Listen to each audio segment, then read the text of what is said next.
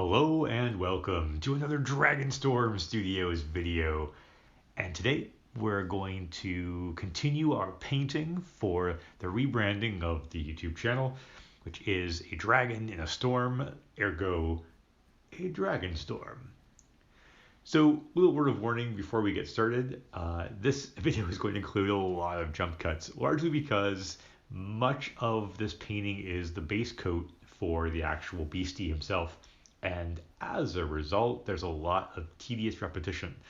I recorded maybe 30-40 minutes worth of footage, so I've tried to condense to make it a bit more manageable, a bit more consumable. But essentially, we're just going to talk a bit about some of the decision making that's going on. As you can see, working on different colors, I'm going for a more purple sort of tone, more violet. And I'm trying to also think about how I can make areas stand out. So although I do want to fill in all of the beastie, get rid of all the white, I still also want to create a series of reflections and ways of making sure things stand out. So the folds in the wing, for example. I've got a bit of white on my brush. The wing is still wet. It is acrylic paint, so it does dry very fast. But I'm just trying to go over the work with the streaks of white and then just blending them in so that they're not quite as dark as their surrounding. I'm going to work on the eye here as well at this point. The eye obviously is going to have eyelids covering it, so I'm going to start with them. And I want the eye really to stand out amidst all of the violets, blues, and greens of our dragon. So it's going to have a lot of warm colors.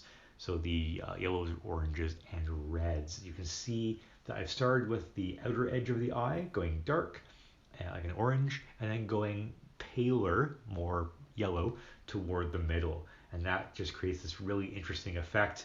I was inspired a great deal by paintings of Smaug, who is the dragon from The Hobbit.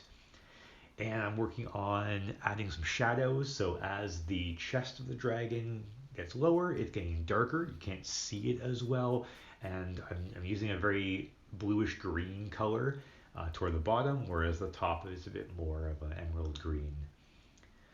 I'm letting the eye dry before I add the pupil. And then that goes over top of the iris, obviously. And he's got that dragon kind of snake-like slit to it, which is going to look really epic. But unfortunately, at this point, I realized that the shape of the eye is such that the mouth is closed, but the mouth is open, so the eye needs to be tilted. So I fixed that, and the eye's been tilted back the way it should be now. So a lot of the work was wasted, but essentially you just cover over it and do it again if you make a mistake. Inside the mouth, same sort of thing, light to dark. And the teeth, I didn't draw them or paint them in yet because the paint is opaque, as you saw a moment ago when I was holding the tube there. It will cover, not perfectly, but it will cover fairly well. So you can see the tooth taking shape there. And to save a little bit of time, let's put all of the back teeth in. Now, there are teeth in the foreground, on the front part of the mouth overlapping, so I'm going to be painting in those guys in there now. And once again, because it is a very, very tedious sort of task, we're just going to kind of do a little bit of a jump cut to show how that turned out. As mentioned, the white paint is opaque, but it's not perfectly so. A little bit of the dark shows in, so I'm going to touch them up and go over them again. With the teeth done, the eye done, it now comes to the face and painting in that violety blue color using a large brush just to kind of get the main face filled in, being very careful on the edges and looking like battle armor or maybe a face mask. Once that has been achieved and I've come as close as I dare come with my big brush, I come in with a smaller brush at that point.